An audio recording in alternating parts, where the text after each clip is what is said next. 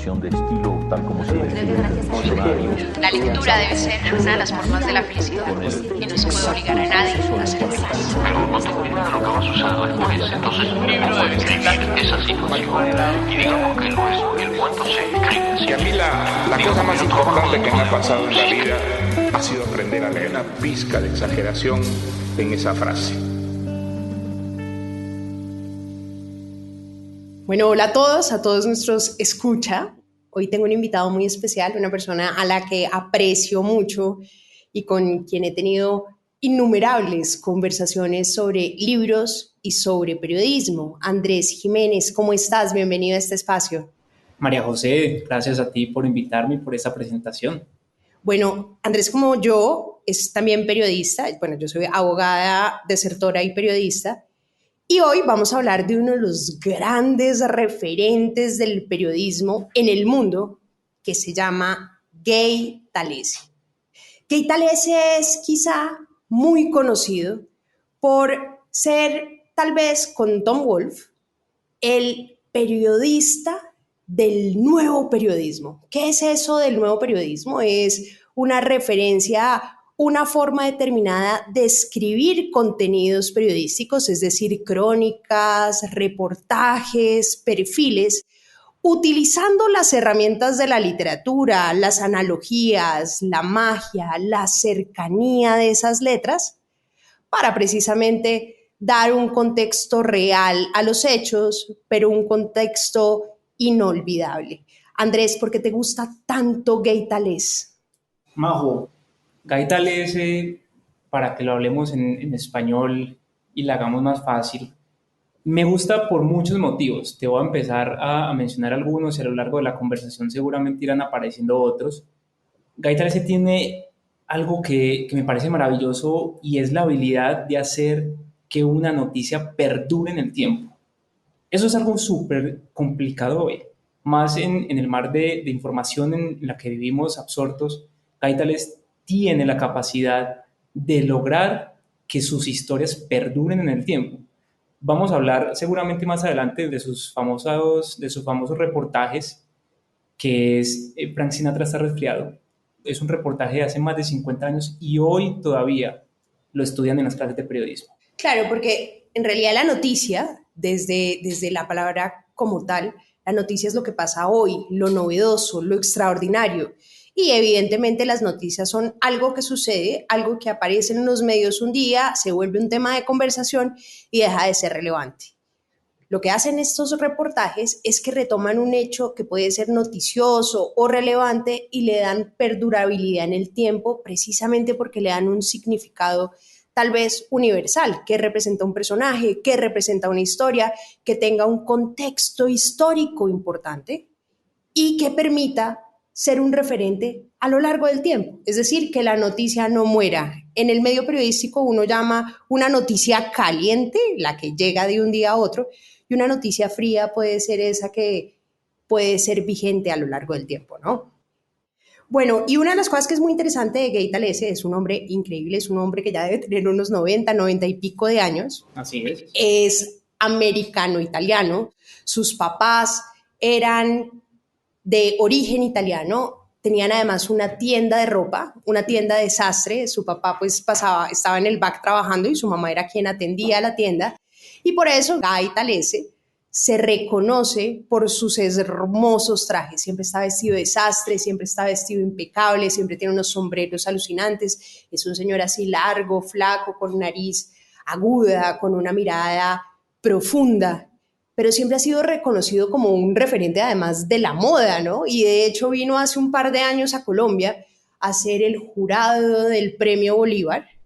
Y recuerdo que lo conocí y me pareció un hombre absolutamente encantador.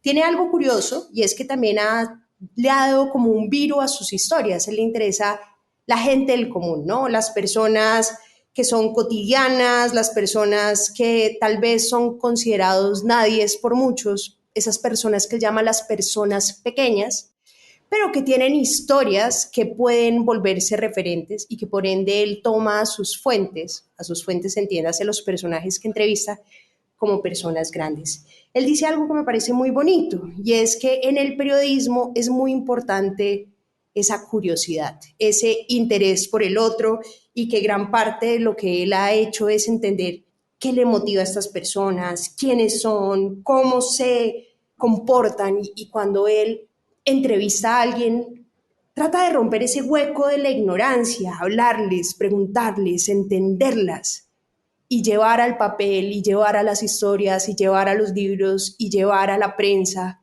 esas historias que son importantes para todos nosotros en un sentido universal. Hablemos un poquito de ese grandísimo reportaje, el reportaje, para quienes no lo conocen tan bien, el reportaje más famoso, como bien mencionaba Andrés, se llama Frank Sinatra tiene un resfriado. Y la maravilla de este reportaje es que él lo hizo sin entrevistar a Frank Sinatra. Alcanzó a entrevistar como 85, 90 personas, todas cercanas a su círculo. Y todas estas personas le contaban aspectos relevantes de Sinatra, cómo se comportaba, quién era, cuál era su cercanía, cuáles eran sus amigos, cuál era su relación con el mundo, cómo manejaba el tema de la música, cómo se comportaba en su día a día, y con eso construyó un perfil que, como nunca, pues había podido lograr retratar a alguien de una forma tan completa, tan compleja, llena de humanidad, porque lo importante, además de un perfil, que es un género literario periodístico, es poder abrir como la parte oscura de la persona y la parte buena de esa persona. Es entender que los humanos no somos ni buenos ni malos, sino que tenemos algo de los dos. De acuerdo. Mira, antes de empezar con este gran reportaje, como tú lo has dicho, Guy Tales es una persona que se conecta mucho con las historias de aquellas personas que son consideradas nadie o son considerados perdedores o que no alcanzaron grandes éxitos. También tiene grandes reportajes de personas que fueron muy importantes, como el mismo Frank Sinatra o Joe DiMaggio, y eso habla mucho también de él y de su historia. Ya nos vamos a meter en este reportaje, pero es muy importante saber por qué le interesa tanto él esto. Él siempre se caracterizó por no ser un estudiante brillante. Nunca lo fue. No. Nunca. Ese dato no lo sabía. En la lista de estudiantes siempre estaba de la mitad de la tabla para abajo. Nunca se destacó en nada. Entonces uno suele creer que estos grandes escritores son personas muy diestras desde que son niños. Tienen un gran talento, saben cómo hacerlo desde muy pequeños, tienen un don natural. Guy Tales no. Y eso él lo empieza a llevar a sus escritos. Como redactor deportivo, él empieza a escribir a los 15 años en el colegio, en la sección deportiva, y cuando sale del colegio, ninguna universidad lo recibe. Es a través del papá, que hace unas llamadas para que él pueda entrar en la Universidad de Alabama, que él logra entrar. Es más, él ni siquiera sabía que iba a estudiar en esa universidad hasta que el papá le dijo. ¿Por qué? Porque todos lo rechazaron. Es un periodista rechazado, pero supo encontrar un estilo, porque a él le encantaba mucho la literatura y se conectaba mucho con la literatura, y desarrolló hábitos de escritores tan importantes como Ernest Hemingway, que era súper disciplinado con su escritura, y él logra llevar esa misma disciplina al periodismo. Y de ahí es de donde saca este gran reportaje que es Frank Sinatra está resfriado. Como tú muy bien lo dijiste, nunca tuvo oportunidad de hablar con Frank Sinatra. ¿Por qué? Porque el reportaje estaba encargado a la revista Esquire y Frank Sinatra tenía un problema con esa revista y nunca había autorizado que le hicieran, en esa época reciente, nunca había autorizado que le hicieran un reportaje. Entonces, Guy Tales tiene que encontrar la forma y así se lo propone a su editor. Mire, no hay forma de hablar con este señor, lo que podemos hacer es esto, y se va, como tú muy bien lo dijiste, 3 meses a seguirlo, a hablar con todos los allegados, a ver qué puede sacar. Algo muy simpático de Guy Tales y que me gusta mucho como periodista es que él no usa grabadora, él nunca graba las entrevistas, porque él dice que es una forma en que las personas se abstraen de la conversación y no le dan la confianza. Él tiene que ganarse la confianza de la gente para que puedan pasar un montón de cosas que siendo un periodista las personas no van a querer hacer. Entonces no usa grabadora, siempre anota. Y lo curioso es que siempre en sus trajes, como tú muy bien lo dijiste, en el bolsillo de adentro del blazer, siempre tiene unos recortes como de cartón que él mismo recorta, donde toma todos los apuntes de las cosas que va viendo. ¿Y sabes de qué son esos pedazos de cartón? De hecho, No. De sus camisas. Tú sabes que las camisas tienen unos pedacitos de cartón para mantenerlas como firmes, sobre todo en esa época donde la tela no estaba hecha en estos materiales donde se ve absolutamente impecable, y él cogía esos pedazos de cartón y ahí escribía sus notas. También por esa razón, digamos, no usaba cuadernitos, porque decía que le molestaba mucho que en el cuadernito, que tenía como ese resorte, se le viera en la pinta, pues se veía menos elegante de lo que es. Y estás diciendo algo que me gusta mucho, y es que fuera un estudiante promedio o aburrido, y es que todos tenemos la concepción que los mejores estudiantes son los que mejor les va en la vida. Yo conozco un montón de casos de estudiantes brillantes que tuvieron las mejores notas, que tuvieron los mejores resultados académicos y son un fracaso en la vida. Y te voy a decir por qué. Porque no tienen inteligencia emocional. Que en el fondo la inteligencia emocional es la más importante de las inteligencias y es la que permite el éxito, porque finalmente somos humanos que convivimos en comunidad, y las relaciones, cómo construyes las relaciones, cómo construyes los vínculos, son determinantes para tener éxito en la vida.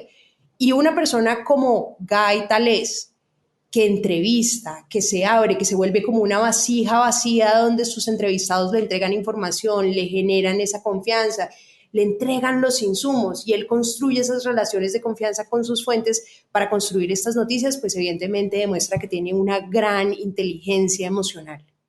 Ahora en este reportaje, lo que hace Guy Tallez es un reportaje, como ya lo hemos dicho aquí, que trascendió en el tiempo. Yo creo que una de las grandes virtudes que él tiene en este reportaje, sin ser yo un experto en periodismo literario, es que él logra condensar un momento histórico de los Estados Unidos aquí. Esta no es solo la historia de Frank Sinatra, habla también de la historia de migrantes, habla de la historia de las relaciones con la mafia, habla de la historia de la música, del jazz, ¿cierto? Entonces tiene muchos elementos donde de una forma simbólica te está llevando, te está entregando la información de un momento histórico de los Estados Unidos. Y tiene además una capacidad, Andrew, de crear analogías e imágenes en la cabeza que son difíciles de olvidar. Me gustaría mucho que leyeras ese pedacito que mencionas ahí para que nuestros oyentes se den cuenta lo fácil que es de recordar la escritura de Guy Tallez y lo divertido que puede ser oír una crónica así. Por supuesto, él dice: Sinatra con gripe es Picasso sin pintura, Ferrari sin combustible, solo que peor. Porque el catarro común le roba a Sinatra esa joya que no se puede asegurar, la voz. Eso es un elemento muy bonito. Espectacular. Y tiene una capacidad, como te decía, de crear analogías, de crear simbolismos que son muy poderosos. Y un tema que me gusta mucho de Guy Tallez, y él lo menciona mucho en muchos momentos, es la importancia de la puntuación.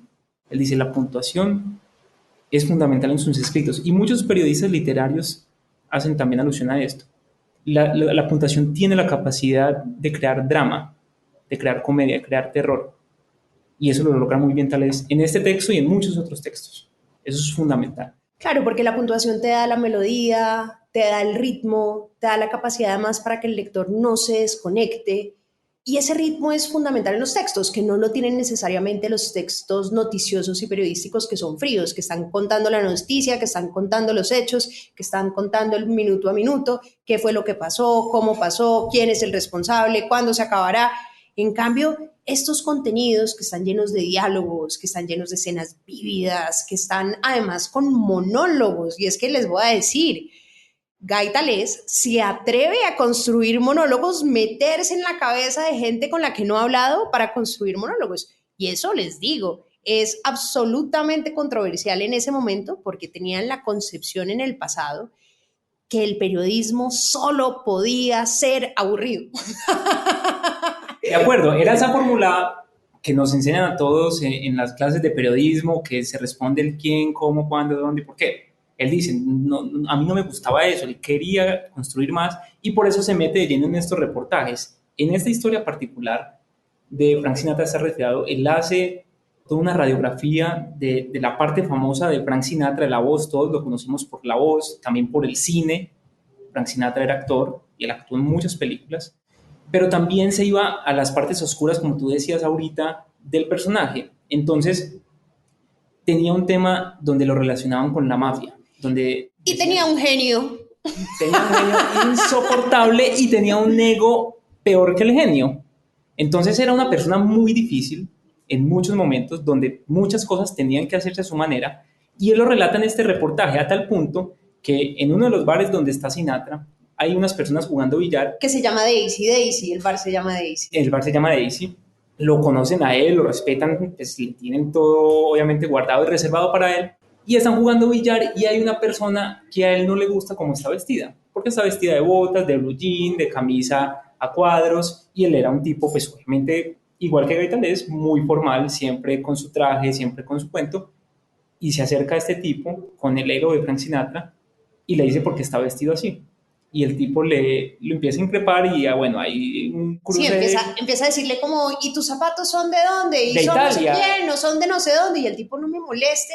El tipo le dice, es que no me gusta cómo estás vestido.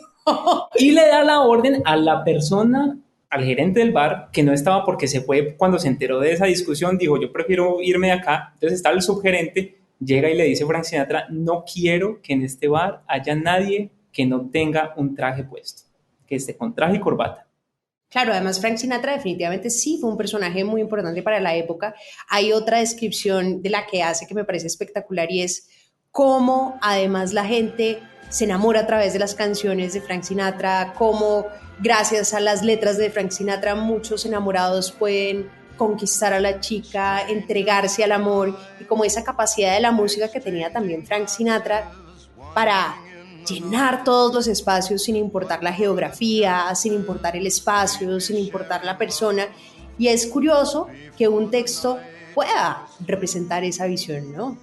Absolutamente, es algo muy maravilloso y hay que darle todos los créditos a Gaitalés por lograr eso. Mira, él tiene la capacidad de contar cosas que son divertidas, como por ejemplo, al parecer Frank Sinatra tenía peluca. Tenía, de hecho... Y no tenía peluca, sino que tenía 60 pelucas. Y había una señora que iba detrás con una maleta y le guardaba todas sus pelucas, y de hecho esa fue una de las entrevistadas para el reportaje. Absolutamente. Y como hemos dicho cosas malas, pues también hay que decir cosas buenas. Frank Sinatra, con su gente de confianza, lo hacía todo personalmente. Él era el encargado de ir a comprarle el regalo al amigo y sabía qué le gustaba a ese amigo y él iba personalmente a comprárselo. Tenía esa cosa de la cosa nostra italiana, sí, que es la lealtad por encima de todo, y de hecho a un amigo que pierde su casa, Frank Sinatra se apropia del problema, va, le construye otra casa, decora la casa, organiza todo, pero eso sí, como los buenos italianos, si rompes mi lealtad, rompes todas las posibilidades de que yo sea un amigo íntimo. De acuerdo, él lo catalogaban como il padrone, haciendo esa analogía o esa referencia también a esa posible cercanía con la mafia que tenía Frank Sinatra, y lo destacaban mucho como uomini rispettati, como un hombre respetable, precisamente por eso. Él tenía pues esa cualidad, y todo eso, imagínense ustedes... Era el cantante de la mafia, ¿no? En teoría, sí. Y de hecho en el reportaje, uno de los motivos por los cuales Gaitalés asume que no puede entrevistarlo es porque le está molesto y le da también un poco de susto que lo vayan a vincular con la mafia o salgan medios de comunicación que él tiene de pronto esta relación de cercanía. Así es. Entonces, con todo esto, imagínense ustedes en este momento todo lo que les hemos contado. Ha sido captado por un periodista con un olfato increíble, con una capacidad de escuchar a la gente, de hablar con ellos, de lograr que así el personaje principal no te hable, poder construir un reportaje que muestre de forma tan profunda cómo es un personaje tan conocido como Frank Sinatra. Todo un retrato de su persona, ¿no? Eso es algo increíble, y cómo le da diálogo, cómo le da voz. Eso era algo que no se veía en el periodismo. Y Gaitalés en algunos momentos chocaba con esa descripción del nuevo periodismo porque él decía no son tan exactos en algunos momentos, pero eso fue lo que él logró con Tom Wolfe, como tú decías ahorita, imponer. O sea, era cómo llevamos los elementos literarios a historias que pasaron de verdad. Es decir, estos son cuentos de verdad que pasaron en la realidad. Y esa historia de Frank Sinatra está resfriado desde el mismo título. Ya está logrando algo increíble, y es que te está humanizando una persona que todos vemos por allá arriba endiosada, que se abre una concha y aparece él, ¿cierto? La concha. Y es una cosa muy tremenda, porque desde el solo título tú ya lo bajaste al mundo terrenal. y ya dijiste, a esta persona le puede dar una gripa, esta persona puede sufrir un resfriado, algo para que algunos de los que se animen a leer este reportaje tan divertido, es además de las 60 pelucas, de todo lo que hacía él, Frank Sinatra tenía un doble, se llamaba Johnny Delgado. Johnny Delgado era sumamente parecido a Frank Sinatra y lo reemplazaba en diferentes momentos cuando él no podía estar en cosas. Entonces, en medio de su resfrío, se piensa en algunos momentos que Johnny Delgado lo reemplace para él hacer actuaciones que tenía previstas en canales de televisión. Yo quiero también un doble que lave la loza, que lave la ropa, que haga las visitas familiares. ¿Eso dónde se conseguirá? A mí me encantaría un doble para todo lo complejo. Entonces yo lo mandaría a él y vea, vaya usted encárguese eso, que es difícil y a mí me dejan lo bueno. Eso como cuando uno veía las series cuando era chiquito, que eran dos gemelas y entonces que una se iba a la clase de matemáticas y la otra se iba a la clase de literatura. Yo siempre también quise esa maldita gemela, pero bueno, ya no la alcancé a tener o no creo que la pueda conseguir ni comprar. Bueno, y hay otra cosa que me parece bonita y es que los perfiles o los contenidos que construye Gaitales tienen algo que es muy importante y es un punto de vista. Es decir, siempre tienen una crítica implícita de yo cómo veo, si bien trato de sopesar objetivamente los hechos, las conversaciones, las fuentes, evidentemente nos entrega una forma de ver el mundo, que es la forma de ver el mundo de Gaitales. Hay algo que me parece divertido, yo no sé si sabes, él tiene una casa que es como un búnker en Manhattan y en el búnker guarda en archivos enormes, en archivos además que él hace como collage, como cuando uno era adolescente y hacía collage en los cuadernos así plastificados, llena todos esos archivos con los hechos, con las entrevistas, con los documentos, por si acaso, porque a pesar de que pasen los años, pues él pueda recordar de dónde viene exactamente esa frase que dijo, ese número que dio, ese momento específico, esa dirección, y se vuelve pues finalmente un estudio periodístico precioso. Me imagino esa casa y pues yo no sé si has visto las fotos de la casa, es una casa alucinante donde está llena de flores, donde hay una presencia absoluta del arte, donde está además llena de sombreros porque él usa sombreros todos los días, así, entonces tiene una pared llena de sombreros y es un personaje bastante particular, casado además con un personaje muy importante, ¿no? Nancy es una persona muy importante en su vida, creo yo, y es una mujer impresionante. Ella ha editado incluso a artistas o a escritoras como Margaret Atwood, y eso pues hay que destacarlo, o sea, es una mujer impresionante y yo creo que para aguantárselo a él también. Claro. Es muy difícil uno con una persona que está por fuera todo el tiempo, que está haciendo los trabajos que hace, que ya más adelante podemos hablar de La mujer de tu prójimo, que fue otro de esos libros, que es curioso que se llame como un mandamiento, ¿cierto? La mujer de tu prójimo. Y eso tiene su explicación por su pasado que tú contabas ahorita, pero el aguante de Nancy para no divorciarse ante todo lo que ve escrito en ese libro es tremendo. Ahora, si uno se enamora de una figura, tiene que aguantarse la figura con todo lo que viene. Hay algo que mencionábamos ahorita, Andrew, y era el tema de la mafia. Digamos que para los italianos la mafia ha sido lo que para nosotros los colombianos ha sido los carteles, como que genera una enorme fascinación difícil de entender por todas las excentricidades, por la plata, por la violencia, por los vínculos, pero evidentemente la mafia italiana que todos conocimos, pues tal vez con esta famosa película de Mario Puzo, evidentemente El Padrino representa como esa comunidad y esas lealtades, también porque él era italiano, evidentemente, y también escribió un libro que está muy enfocado en entender esas relaciones de la mafia, ¿no? No sé si ese te lo leíste. Sí, se llama Honrarás a tu padre. Curiosamente, también tiene mucha cercanía con la religión. Entonces ya tenemos dos. La mujer de tu prójimo, que fue otro libro que él sacó, y este de Honrarás a tu padre, donde habla y desvela todos los secretos de las familias de la mafia. Que son los Bonanno en su gran mayoría, particularmente Joe Bonanno. Joe Bonanno y su hijo Bill Bonanno, en un Estados Unidos muy convulso, donde se está moviendo mucho el tema de la mafia, como tú dices, del licor y bueno, y con todo lo que tiene la mafia, la violencia. Porque el licor en esa época estaba prohibido. No se podía tomar. No se podía tomar trago.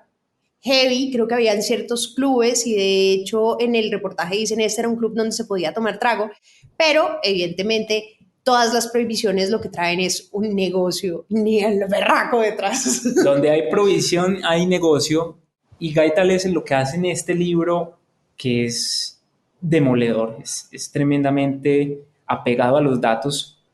Cuenta la historia de esta familia de la mafia y todo lo que tienen que Todo vivir. real, ¿no? Todo Todo real. real. A partir Y entrevistó a toda la familia y se sentó con toda la familia y revisó cómo eran estas relaciones, además, donde esa cosa nostra que se traduce como nuestro asunto, donde la familia, donde el honor, donde el respeto son lo más importante. Y si uno nace en la mafia, pelado, te toca hacer toda la vida para la mafia, o sea, no puedes salir. Si arrancaste ahí, te quedaste ahí para siempre. Y ahí donde traiciones a la familia. No, se acaba todo.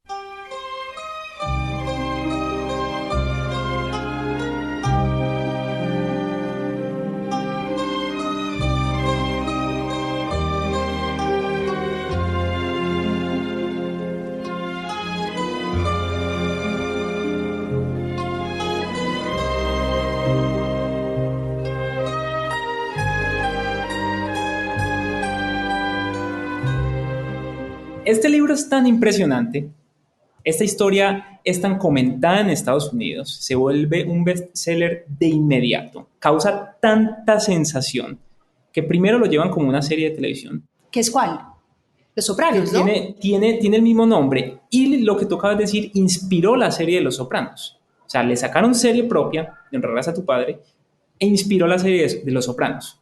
Lo que habla de un texto increíble.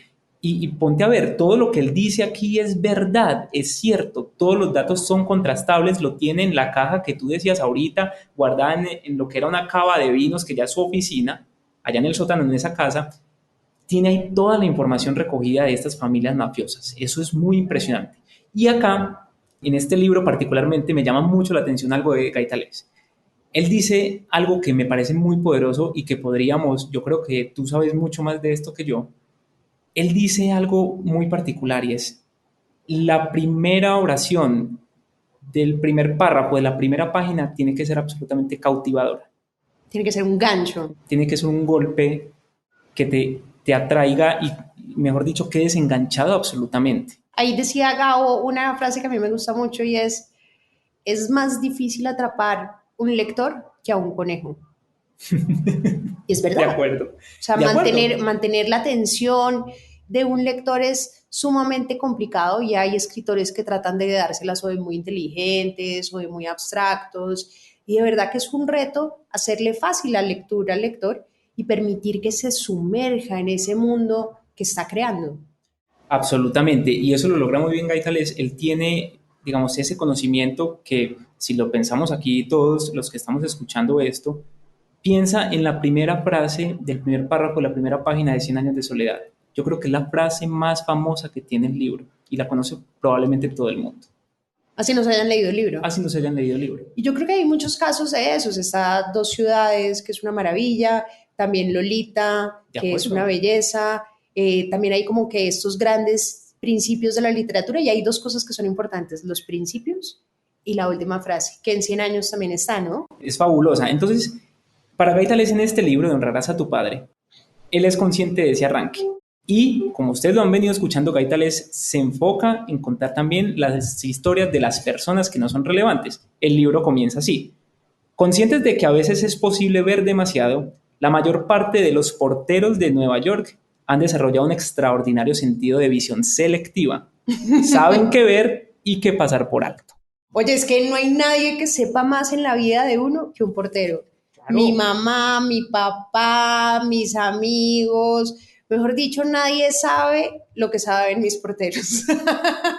Es así. Y hay personas que uno no cree, pero que uno cree que no existen, pero ahí están y están escuchando todas las conversaciones, que era algo que Gaitales sabía ganarse, la confianza de la gente, y él decía, yo tengo que hacerme sentir respetado, tengo que hacer que esta persona confíe en mí, sienta que puede confiar en mí y me comparta toda la información para que después me autorice a publicarla. Claro. Y entonces él en un momento yo creo que para todos los demás se hacía invisible. Como cuando uno va en el transporte público, uno va en un taxi, va en el metro, va en el bus, y vas hablando con otra persona. Puede ser de una situación, digamos, privada, pero tú la sigues contando y no te das cuenta que el taxista te está escuchando todo. O la persona de la silla al lado del metro te está escuchando todo, porque para ti no existe. Claro, porque él no es protagonista, él juega lo que llamaba, tal vez sería Alberto Salcedo Ramos, que es como poner un micrófono en una pared, es como ser una mosca en una pared que oye todo, que está viendo qué sucede, que está oyendo, que está captando, pero que no juega un rol partícipe, porque eso sería interferir en la historia. Y si bien Gaita Lese participa en algunas historias, lo hace con algún significado particular, pero siempre le da relevancia a ese contexto y esa historia más que a él como personaje. De acuerdo. Se me pasaba un dato importante. Dentro de la historia de Frank Sinatra está resfriado, esa historia es publicada en Esquire, ¿cierto? Y fue seleccionada... Esquire es una de las revistas más importantes en las que se han publicado todos los reportajes y es un referente en Norteamérica, sin duda. Gigantesco. Y este reportaje en particular ha sido seleccionado como la mejor historia jamás contada en Esquire. Entonces, miremos la dimensión que tiene esta persona. La capacidad de contar historias de las personas famosas, no famosas, y lo que él llama infamous, que son estas familias de la mafia, y hacerlo sumamente atractivo, tener la capacidad, como dice mucha gente, de lograr conectarte a nivel de un Ernest Hemingway, de un Fitzgerald. Él tiene esa capacidad, y muchos lo han descrito como el mejor contador de historias de la segunda mitad del siglo XX. Tiene esa capacidad. Cuando nadie se atrevía a contar historias comunes y corrientes, él saca un libro sobre las entrañas del New York Times, donde él trabajó, y te cuento algo, empezó trabajando como el chico de las fotocopias. Él empezó sacando fotocopias en el New York Times. Después fue reportero y después se salió. Hay un dato muy curioso que creo que nos aplica para el presente y es, Gaita les decía, mire, yo en el deporte, porque él fue también periodista deportivo, yo en el deporte puedo contar la historia de las personas tal como es. Y yo puedo hablar de un boxeador como Floyd Patterson, que tiene una crónica que se llama El Perdedor, y puedo hablar de él y mostrar las cosas malas de la vida de él, sus frustraciones, sus miedos, sus inseguridades, pero no me pasa así con los empresarios y la política. Y eso fue algo determinante para él, para tomar la decisión de apartarse en su momento, por ejemplo, del New York Times, porque él también ahí llegó a cubrir política y todos estos temas empresariales. Y él dice, yo no puedo hablar porque me restringen los editores. Claro, porque finalmente todos estos medios muchas veces o son de dueños muy poderosos o manejan intereses poderosos, independientemente que un medio juiciosísimo como lo es el New York Times, pues finalmente también tiene líneas que cuidar. Pero eso sí le enseñó algo que es clave a mi modo de ver. El New York Times tiene un método de verificación que cada frase te la verifican. Esto porque es verdad, lo llaman como el lápiz rojo, ¿no? Entonces, esto porque es verdad, esto cuándo lo dijo, esto quién lo dijo, esta fuente no es la misma fuente que dice eso. Y esas herramientas del periodismo, que es finalmente lo importante, porque las noticias no son objetivas o los reportajes no son objetivos. Lo que puede ser objetivo es el proceso mediante el cual tú construyes una historia y verificas que cada uno de estos hechos, independientemente que tenga herramientas de la literatura, independientemente que tenga analogías o que tenga monólogos, pues puedas acercarte lo más posible a la verdad. De acuerdo.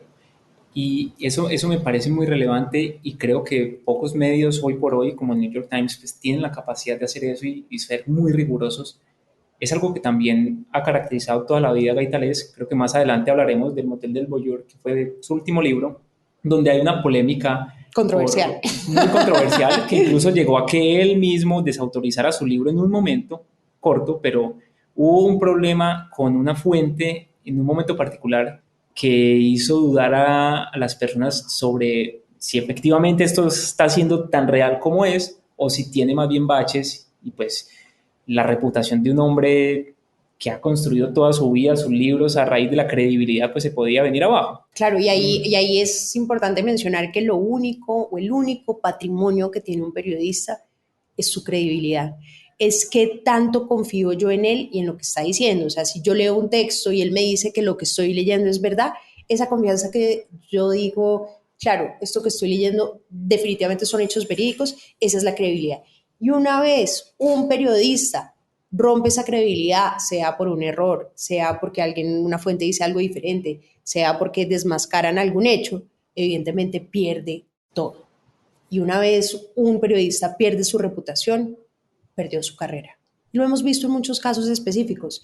Me acuerdo que en clase de periodismo una vez llevaron una semana a Martín Caparrós. Martín Caparrós es hoy uno de los periodistas que han seguido ese movimiento con Leila Guerriero, que también es una argentina como Martín, que han escrito pues muchos textos muy inspirados en ese nuevo periodismo. Y Martín decía algo entre quejas y refunfuñaba en clase diciendo que cuando él escribía columnas de opinión en el New York Times se las devolvía verificando cada hecho porque querían verificar los hechos. Y hay una cosa que es curiosa, porque una cosa es el reportaje, ¿no? El reportaje que son hechos factuales, y las columnas suelen tener opinión, pero y las opiniones son libres. Hay una frase, creo que es en un medio de comunicación que dice, los hechos son sagrados, las opiniones son libres. En algún medio de comunicación está como colgada esa postura sobre piedra, escrito total, pero en el New York Times son tan juiciosos que hasta las opiniones tienen que estar basadas en hechos verídicos, y él estaba furioso porque le revisaban cada una de sus afirmaciones. Pero eso habla muy bien del New York Times, la verdad. Absolutamente. Que una pluma como Martín Caparrós también lo cuestionen. Creo que es el mejor medio de comunicación que tiene el mundo en este momento, y Martín, que me encantan cuando escribe de deportes, tiene unas crónicas deportivas excepcionales. Los admiro mucho por eso, esa rigurosidad, esa capacidad de verdad de hacer un muy buen periodismo, un periodismo que trasciende, que se queda en el tiempo y que son historias que de verdad se le quedan a uno pegadas. Adentro, o sea, todas esas analogías y esas imágenes se te quedan marcadas. Yo me acuerdo que el día que vino Gay Tales a Colombia me invitaron a una cena. Que tú tienes una foto con él. Tengo una foto. Y tengo toda la envidia del mundo. Y yo, ¡no! ¿Cómo no tengo esta foto? O sea, pero ¿tienes una foto? ¿Cómo fue? Podemos hacer un Photoshop y te pongo al lado de mi foto. No pasa nada. Si no saben de Photoshop, no opinen. Tengo unos amigos que son los directores de la revista Malpensante, que es una revista pues muy famosa y que ha trabajado por muchísimos años los textos periodísticos, y había una cena en su casa y me sentaron al lado, pues me dijeron que si quería ir a cenar con Gay Tales, y dije que por supuesto, me puse guapa, me senté al lado y hablamos mucho esa noche de algún reportaje que él había hecho que explicaba que un hombre muy, muy, muy flaco, y fue una imagen que se me marcó mucho, un hombre muy flaco que había comido como un huesito de cordero, y era tan flaco que se le veía el cosito de cordero en la barriga. Y dije, qué maravilla poder escribir y poder generarme esa imagen para que nunca la olvide. Hay formas bonitas de decir las cosas, y hay formas mucho más elaboradas que construyen una imagen en la memoria, que nos construyen una imagen que no podemos olvidar. Creo que esa es la magia también de él. De acuerdo, creo que acabas de decir algo súper importante, y es otro de los elementos que me gustan mucho de Gay Tales. Él tiene la capacidad de crearte películas con sus libros, de darte unas imágenes tan poderosas que nunca se te van a olvidar. Y creo que también tiene una capacidad muy grande de conectarte con unas emociones muy profundas, muy humanas. Y con los personajes, ¿no? O sea, uno no sabe si odia o ama a Frank Sinatra, uno no sabe si le cae bien o le cae mal, porque claro, está esa humanidad desde los dos frentes, ¿no? De acuerdo, te ha pasado, y yo estoy seguro que a todos los que nos escuchan les ha pasado, que hay series de televisión que uno ve donde uno se conecta con el villano y uno no quiere que le pase nada al villano. Te lo aseguro, hay series tan famosas como Breaking Bad, donde uno tiene momentos donde uno se conecta mucho con el personaje, y sabiendo que está haciendo cosas malas, uno se conecta con él y se preocupa por él, aun cuando es malo. Lo mismo pasa en Honrarás a tu padre, la historia de mafiosos, y uno tiene momentos donde simpatiza en la historia con esos personajes, porque Gay Tales tiene la capacidad de llenarlos de humanidad. De llenarlos de humanidad. Hay algo muy particular en su lado deportivo, y las personas que se animen a leer a Gay Tales, que espero que sean muchas. Él decía que los deportes para él son un símbolo de la necesidad de éxito que tenemos los seres humanos.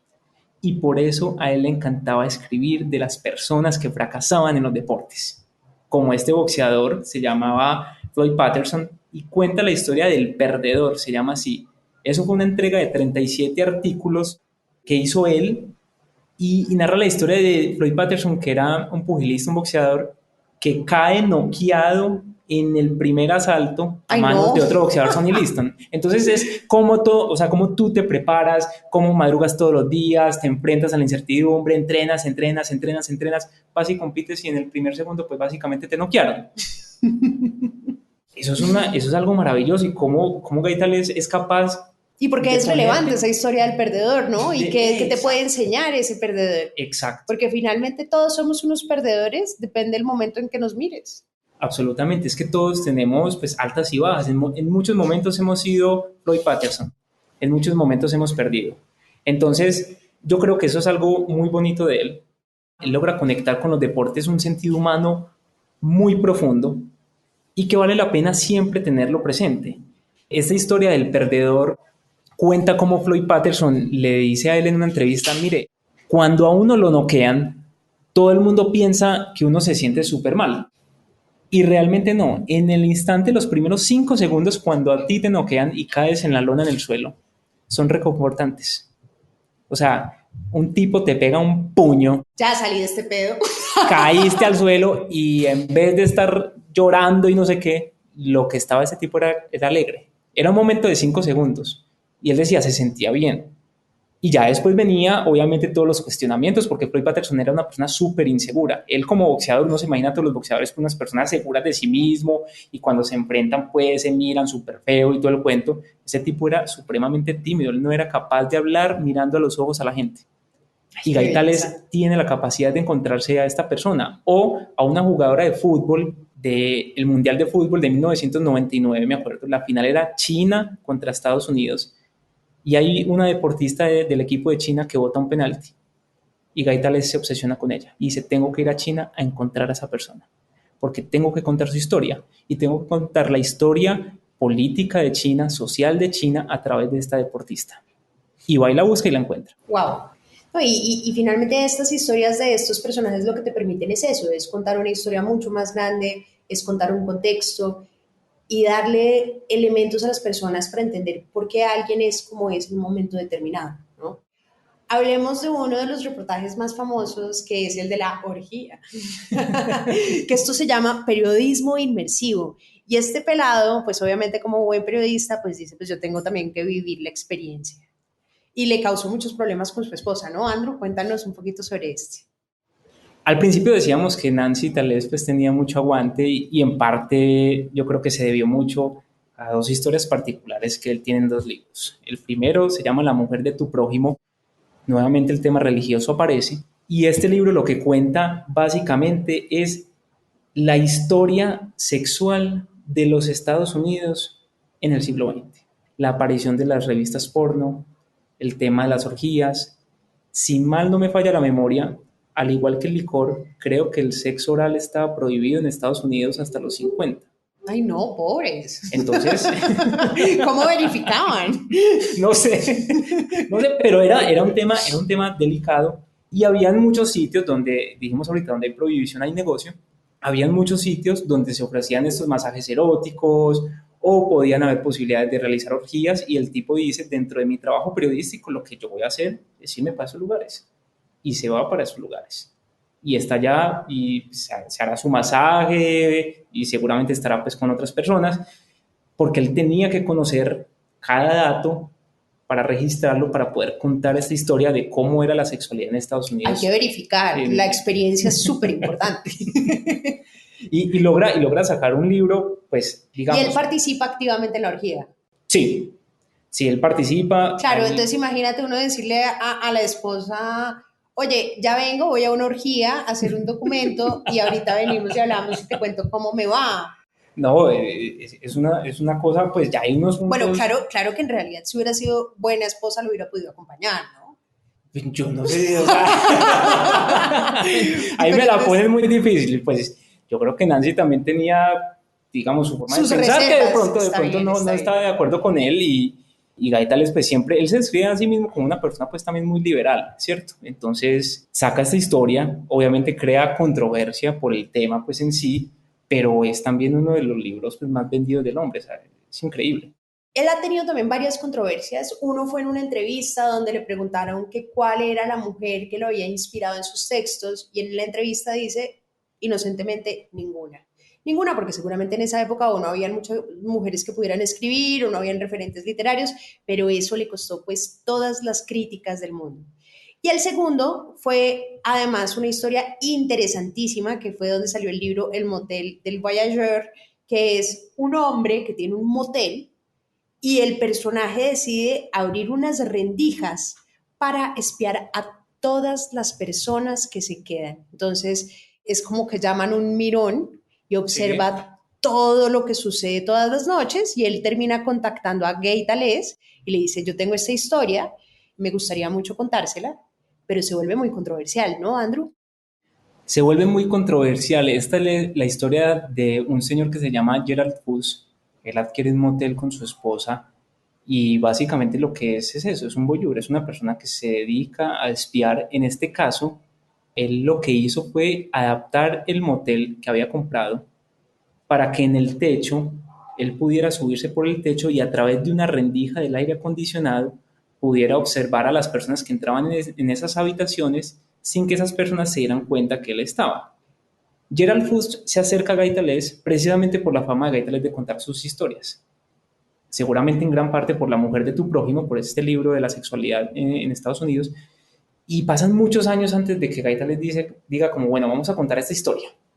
Vamos a contarla, vamos a hablar con ese señor a ver qué pasa. Claro, porque dice, puede que haya como un dilema ético, uno ahí meterse a mirar a alguien que no le está autorizando, porque además lo que decías algo al principio que es muy importante, y es que cuando uno habla con un periodista, hay dos opciones, o es off the record o on the record.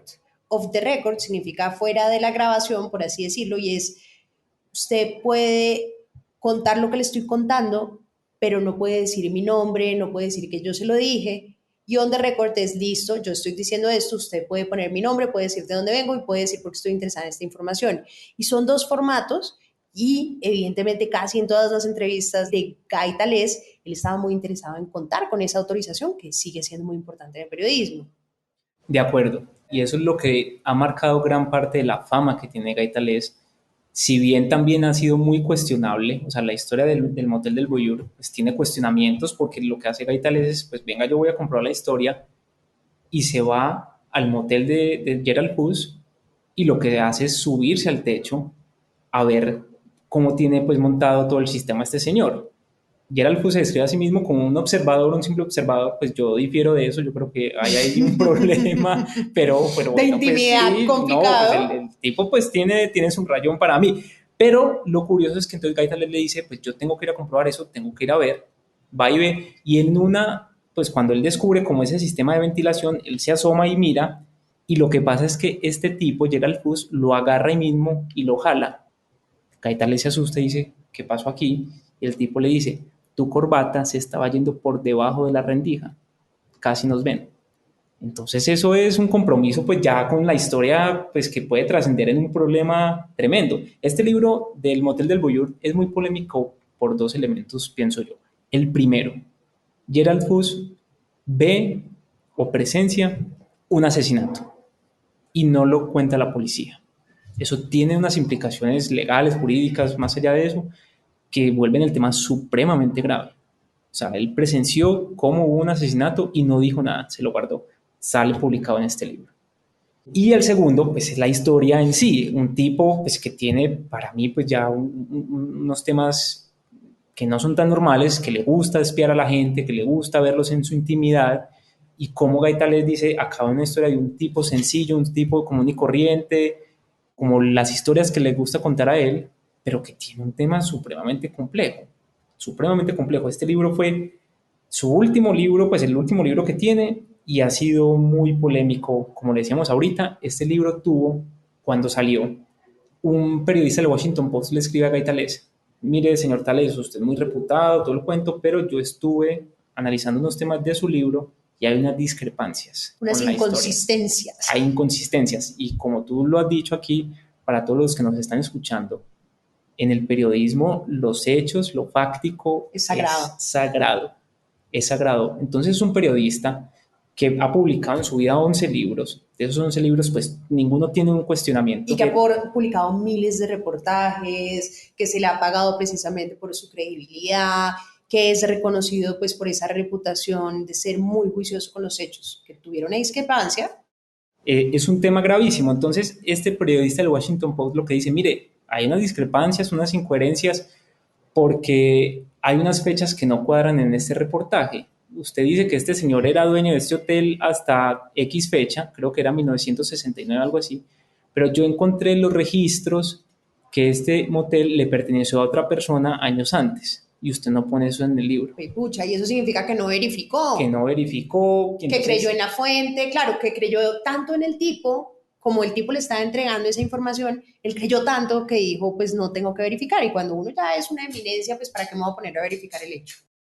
Entonces lo que pasa es que Gaital es furioso porque dice, toda mi reputación se me vino abajo con esta historia, maldita sea, ¿y yo qué voy a hacer? Claro, el hombre estaba pues fuera de sí, entendible por demás, y lo que pasa es que empiezan a llamarlo a los medios y le preguntan, mire, hay esto, ¿qué pasa? ¿No? Y él el primer día desautoriza su libro, dice, yo no voy a hacerle fuerza a este libro por esa inconsistencia. Al otro día... Pero súper buena la postura de él, pues me parece un tipo muy sensato. De acuerdo. Decir, bueno, me equivoqué, puedo ser una diva, pero me equivoqué y está bien equivocarse. Y reconozco, y eso me parece maravilloso y muy gallardo por parte de él. Habla muy bien de él. Y pasa algo muy simpático. Al otro día lo llama la persona que fue dueña de ese motel en esa época de discrepancia y le dice, mire, sí, yo era dueño del motel efectivamente, como está diciendo el periodista del Washington Post, pero Gerald Fuss, que era el voyeur, yo le había dado unas llaves a él. Entonces él seguía entrando y veía y todo el cuento. Entonces la historia no está mal contada, la historia es verídica. Que él no fuera el dueño del motel en ese año, en esos 2 años particulares, listo. Pero que él venía casi todos los días a ver y todo el cuento, sí, porque yo le daba la llave. Claro, pero fíjate cómo una cifra, independientemente del texto, una cifra o un dato puede hacer que toda tu reputación se caiga al piso. Y es una frase muy famosa que decimos los que trabajamos en reputación: cuesta toda una vida construir la reputación, basta 5 minutos para destruirla. Andrew, ya para cerrar, cuéntanos por qué un lector debería acercarse a Gaitalés y qué le trae Gaitalés a los lectores. Un lector debe leer a Gaitalés para encontrarse cómo las personas ordinarias pueden producir relatos extraordinarios. Cómo todos nosotros, que muchas veces creemos que nuestras vidas no son tan susceptibles de contar, no son tan importantes, pues allá hay mucha gente que le está yendo muy bien y es famoso y tiene esto y lo otro, mi vida no es tan así. Pues cada persona debe darse cuenta que su vida es muy interesante y es una vida que vale la pena contarse. Yo creo que eso es algo por lo que las personas deberían leer a Gaitalés, cómo las vidas ordinarias se vuelven extraordinarias. Y que requiere además un punto de vista para descubrir esa extraordinariez. De acuerdo, y cómo tú puedes mezclar 2 componentes o 2 oficios muy, muy bonitos cada uno, que es el periodismo y la literatura. Cómo tú puedes, con el rigor periodístico, sumarle la capacidad creadora de entornos que tiene la literatura, la inmersión, las voces, el contexto, los símbolos, y crear una historia que perdure. Esos son elementos muy importantes dentro de toda la obra de Gaitalés. Muchísimas gracias, Andrés, por estar acá en este espacio. A ti por la invitación.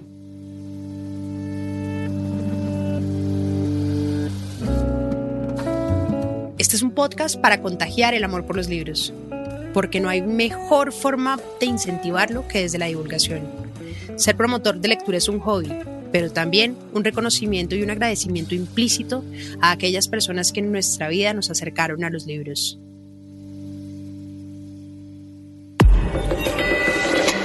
Hielo.